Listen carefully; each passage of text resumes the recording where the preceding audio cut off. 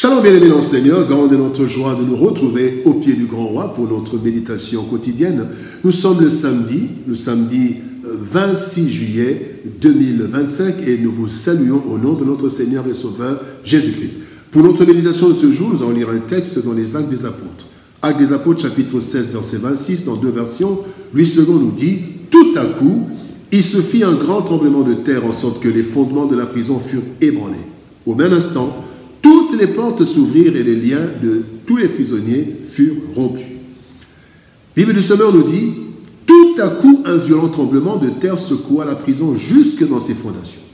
Toutes les portes s'ouvrirent à l'instant même et les chaînes de tous les prisonniers se détachèrent. » Bien-aimés dans le Seigneur, tout à coup, tel est le thème de notre méditation de ce samedi 26 juillet 2025.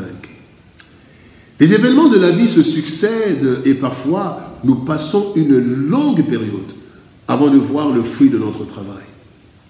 Il y a des événements qui semblent prendre trop de temps selon nous, alors que nous vivons dans un monde où tous nous préférons l'instantané, le rapide.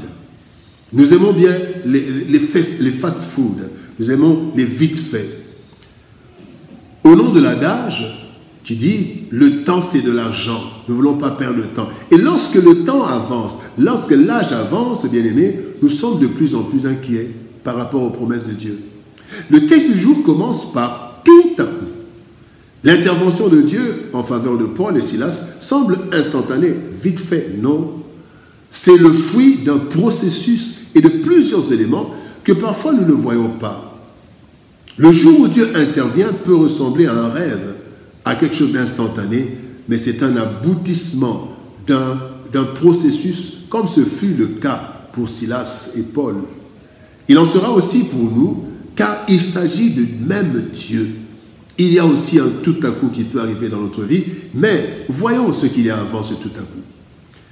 Premier point, bien-aimé, c'est tout un processus. Galates 6,7 nous dit « Ne vous y trompez pas, on ne se moque pas de Dieu. Ce qu'un homme aura semé, il le moissonnera aussi. » Rien n'arrive au hasard dans la vie, bien-aimé. Dieu a un plan pour nous. Et nous aussi, nous avons des préoccupations, nous avons des projets que nous confions au Seigneur. Toutes ces choses connaissent un processus pour leur accomplissement, un peu comme le processus des semailles et de la moisson. Lorsque nous semons, nous ne voyons pas toutes les étapes de la croissance. Nous ne voyons pas toutes les étapes de la croissance de la plante ou de la graine. Mais nous avons trois éléments principaux dans cette croissance ou dans ce processus pour que le tout à coup arrive. Premièrement, c'est notre vie. Notre vie est un champ précieux. Et Paul était disciple du Christ. Il a rencontré Christ et Paul lui a donné sa vie comme un champ. 1 Corinthiens chapitre 3 verset 9 nous dit « Vous êtes le champ de Dieu ». Le deuxième élément, c'est notre travail. Dans le processus, il y a notre vie, mais aussi notre travail, qui est une semence. Tout ce que nous faisons porte du fruit. 2 Jean 1,8 nous dit « Prenez garde à vous-même, afin que vous ne perdiez pas le fruit de votre travail. » Bien-aimés, la troisième chose, le troisième élément, c'est la volonté de Dieu, qui est une puissance.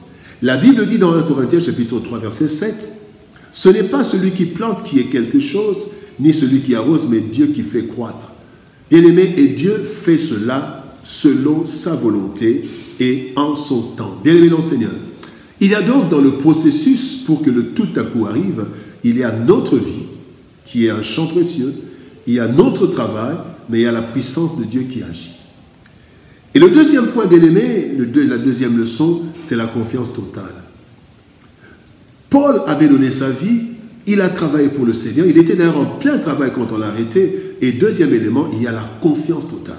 Actes des Apôtres, chapitre 16, verset 25 nous dit « Vers le milieu de la nuit, Paul et Silas priaient et chantaient les louanges de Dieu, et les prisonniers les entendaient. » Nous avons parfois l'impression que notre vie et notre travail ne produisent pas de fruits, et même parfois, nous expérimentons le contraire de ce que nous attendons de Dieu. Au point que le psalmiste s'interroge dans le psaume 73, verset 13, 73, verset 13. « C'est donc en vain que j'ai purifié mon cœur et que j'ai lavé mes mains dans l'innocence. » Paul et Silas travaillaient pour Dieu, pour le salut des âmes. Mais ils se sont retrouvés en prison, avec des chaînes, comme les malfaiteurs. Cependant, ils n'ont pas perdu confiance. Au contraire, ils avaient une confiance totale. Comment? Ils priaient. Pendant la nuit, ils priaient. Et la Bible dit dans Philippiens 4, 6, « En toute chose, faites connaître vos besoins à Dieu. Ne vous plaignez pas, faites connaître vos besoins. » Deuxième chose, Paul et Silas étaient en train de chanter des louanges. On comprendrait qu'ils chantent des lamentations, pas des louanges, mais ils chantaient des louanges parce que, dans leur état de prisonnier, parce qu'ils avaient confiance au Seigneur. Troisième élément, ils annonçaient les merveilles à tous parce que tous les prisonniers entendaient. Donc, ils ont continué à annoncer le ministère dans la souffrance. Ils ont continué, bien-aimés. Au lieu de nous plaindre, bien-aimés, démontrons notre confiance dans la prière. Démontrons à Dieu notre confiance totale dans la prière. Faisons-lui connaître nos besoins. Et surtout, dans la louange. Dans la louange et l'action de grâce et la proclamation publique des œuvres de Dieu. Bien-aimés, nous devons faire confiance totale à Dieu. C'est ça, dans le processus du tout à coup. Il y a d'abord notre vie, notre travail, la puissance de Dieu et la confiance totale à Dieu. Le troisième point, bien-aimé, parlons du temps de Dieu. Ecclésiaste 3, 11 nous dit « Il fait toutes choses bonnes en son temps ». Bien-aimé, Dieu agit en son temps et nous ne pouvons pas lui imposer notre timing. Alors, bien-aimé, nous devons attendre. Même si les choses semblent tarder, nous n'allons pas imposer à Dieu notre timing. Nous devons plutôt manifester deux choses. Un, la patience. Et nous voyons cela dans la vie de Job. Job 19, 25, Job dit « Mon Rédempteur se lèvera le dernier ». C'est à la fin. Il y a deux choses. Mon Rédempteur est vivant, ça c'est la foi, la confiance. Mais il dit « Il se lèvera le dernier ». Donc je vais patienter jusqu'à ce que mon Rédempteur se lève. La patience. Deuxième chose, la persévérance. Tenir jusqu'à la fin. Matthieu, chapitre 24, verset 13, nous dit « Celui qui persévérera jusqu'à la fin sera sauvé. » Bien-aimé, une course ne se gagne que lorsque l'on court jusqu'à la fin. Il ne se gagne que si l'on court jusqu'à la fin. On ne peut pas dire « Oui, j'ai parcouru la moitié du pas. » Non, non. La course se gagne, bien-aimé, si l'on court jusqu'à la fin.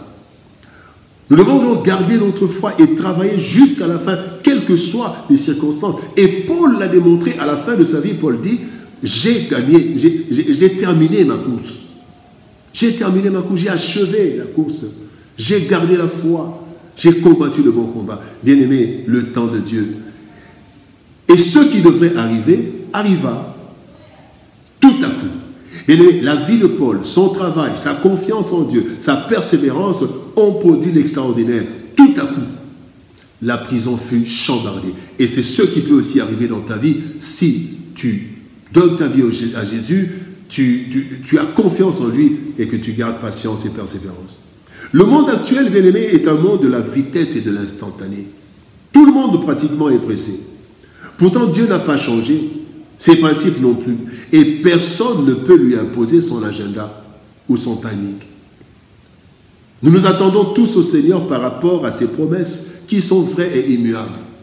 Nous devons donc suivre le processus de Dieu, composé d'une vie conforme à sa parole, un dévouement à son œuvre et une confiance totale symbolisée par une vie de prière et d'action de grâce, marquée aussi par la patience et la persévérance. Et quand le temps de Dieu viendra, nous aurons notre tout à coup, c'est-à-dire la réalisation de la promesse de Dieu en son temps. Faisons-lui confiance, persévérons, et un jour nous aurons notre tout à coup. Prions. Père de gloire, nous te bénissons et te rendons grâce pour ton amour et ta bonté. Merci parce que c'est toi, Seigneur de gloire, qui nous a conduits dans ta parole. Merci parce que tu nous montres, Seigneur de gloire, que ce que tu fais, ce qui peut arriver tout à coup, est le fruit d'un processus. Aide-nous à te consacrer nos vies. Aide-nous à continuer à travailler pour toi. Aide-nous, Seigneur, au Dieu de gloire, à être patient et persévérant et tends ta main sur nous, afin qu'au temps fixé, en ton temps, nous puissions avoir notre tout à coup. Nous puissions voir la réalisation de tes promesses. Bénis ta parole et bénis ton peuple. Au nom de Jésus-Christ, nous avons ainsi prié, Père. Amen. Bien-aimés au Seigneur, que Dieu nous bénisse. Shalom, au revoir, bon week-end. Et par la grâce de Dieu, nous allons nous retrouver le lundi pour une nouvelle semaine de méditation au pied du Grand Roi. Shalom, au revoir, bon week-end et par la grâce de Dieu, nous nous retrouvons le lundi. Shalom et à lundi.